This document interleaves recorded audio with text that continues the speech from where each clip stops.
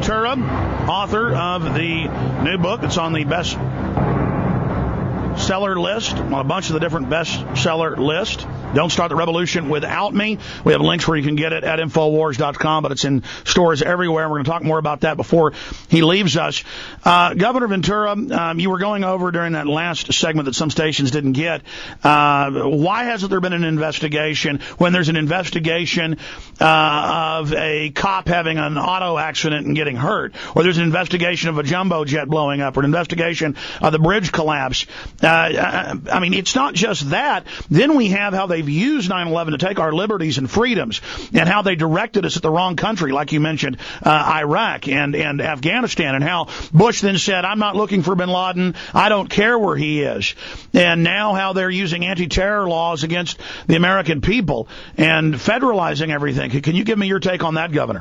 Well, I certainly don't like it. We're called the United States of America, and that means states' rights. And for many things, I think states' rights should prevail.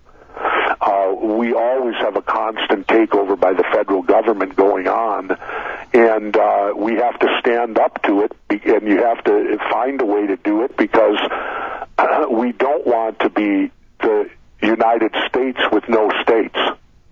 And that's the direction we seem to be going at. And that was one of my big disappointments in George Bush when he first took office. He said that he was going to be an old Federalist-style president, power to the states, which I agreed with. And every decision he's made has been just the opposite. And case in point, like, what is it now, 11 or 12 states have voted for medicinal use of marijuana, and yet the federal government won't allow it. Oregon, I know, twice has voted for dignity in death, that if you're not going to live and you're dying, you have the right to be in control of your life, and the federal government says no. And so things like that are very disturbing to me, because I like to have an option in this country that the state that I live in thinks a lot like me, and I have the option in which to live there. But more and more I'm seeing that leave, so I tend to live in Mexico more today. Would you say that in many respects a third world country like Mexico has more freedoms than we have here? Well, I'll put it to you this way. I could still go in the bar and have a cigar at a sports event. Smoke a cigar in the bar, you can't hear. Well, that's the control freak nanny state, which is just... and I say that laughingly. The other thing is, too, Mexico, I'm not saying Mexico has a great government, but at least you know they're corrupt. I agree, yeah. So you know that going in.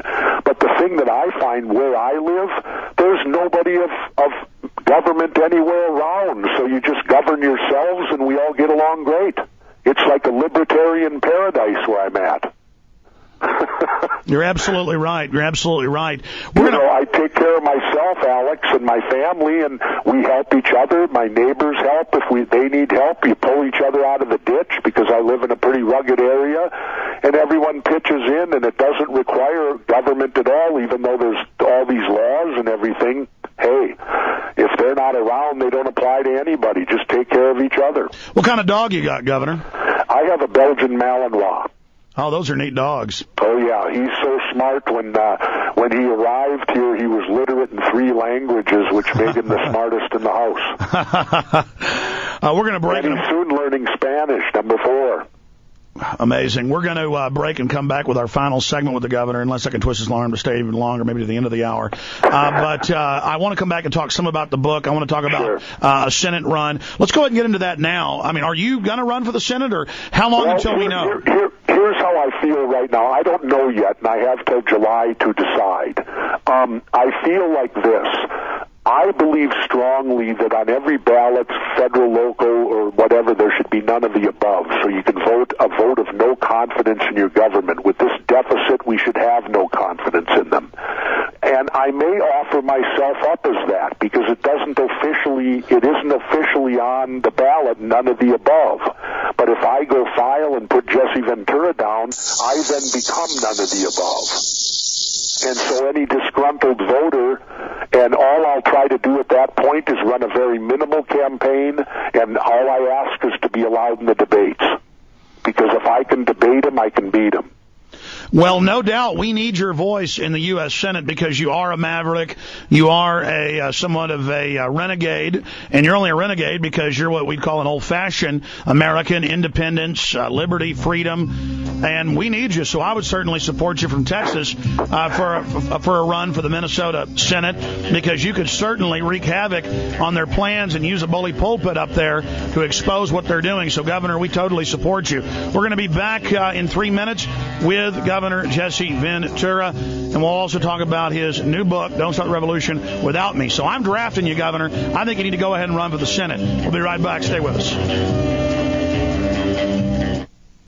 So many things going on in the world. Baby's dying. And we have a short time left with Governor Ventura, so I'm going to try to move quickly. Governor, final comment on 9/11. I want to play you a clip that came out and was in major newspapers last week. You may have missed it, where I'm sure you've heard about how all these major, quote, wartime correspondents or experts they have on Fox, CNN, MSNBC are really on the Pentagon payroll. They're all former generals, of course, and colonels, and that they're putting out unified propaganda. They've now released hundreds of hours of these tapes, and on the tape, they say, wouldn't another terror attack get the people behind the war? We have Republican memos saying the same thing. And Rumsfeld says, yeah, the cure for the people not wanting to, go into Iran and other places is another attack. Here's that 1-minute clip. I want to get your take on this.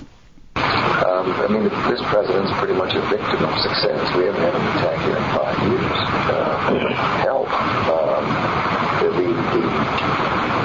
The perception of the threat is so low in the society today that it's not surprising that the behavior pattern reflects a low threat assessment.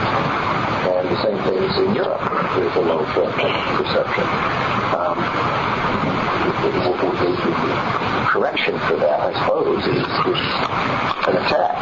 And when that happens, then everyone gets energized for another period. And it's a shame we don't have the maturity to recognize. So the American people don't have the maturity to give up their liberty, so there's got to be another attack.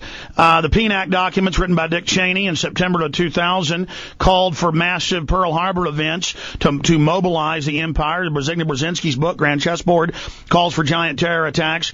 Your take on that, sir? Well, first of all, I got to apologize. There was a lot of static on there, and I had my ears are not any better than they used to be before. I had a hard time hearing it clearly. Okay, well, let me just tell you what he says. He says, quote, the correction for the people not, wanting military action is another attack. And he said that's the cure for it, but barring having, another one of those, the people don't support the war. And who said this? Donald Rumsfeld. Wow. Well, if this stuff's true, then my book is right on. We've got to have a revolution and take our country back. Well, I agree. The book is on a bunch of the bestseller list. Why did you decide to write the book, Don't Start the Revolution Without Me? Well, as a wake-up call, I actually, with 2 New York Times bestsellers, I got paid great front money and all that to do those books. This book I did with none. I wanted to do it down in Mexico with Dick Russell, and we got together every week and we'd work on it. And I wanted it to be more of a message and a wake-up call to try to wake up the United States of America that the two-party system is corrupt, and that the two-party system, that you have to change the system in which to change the government. And we've got to wake up to that fact, because if we don't, we could very much lose the republic, because that's what Thomas Jefferson warned about. That's what John Adams warned about, that political parties would eventually strangle the republic because decisions would be made on behalf of the political party, not on behalf of the republic. And that's what we're getting today. An interesting case in point, and we'll tie it back to 9/11 a little. I find it very interesting that the Whitewater investigation, which, in the end, all it did was turn up that the president cheated on his wife with an intern, they spent $100 million on that. For 9/11, they only spent $9 million. And I find that peculiar that, thousands of people were killed in one, and nobody died in the other one that I know of, or they couldn't prove. Maybe one person did, I guess. They talk about it, but they spent $100 million to investigate that. What do you think of Barack Obama and Hillary wanting socialized health care, and Barack Obama is saying we need to have the government control how many calories we eat? I mean, if you think the nanny state's bad, with San Francisco saying you can't drink bottled water and most cities banning smoking cigarettes even outside, they're now not letting people smoke in their own houses in some cities. Cops are getting fired who get caught and reported by other officers for smoking cigars on their bass boat. I'm sure you've heard about those cases. What do you think of the nanny state that's being pushed by the Democrats?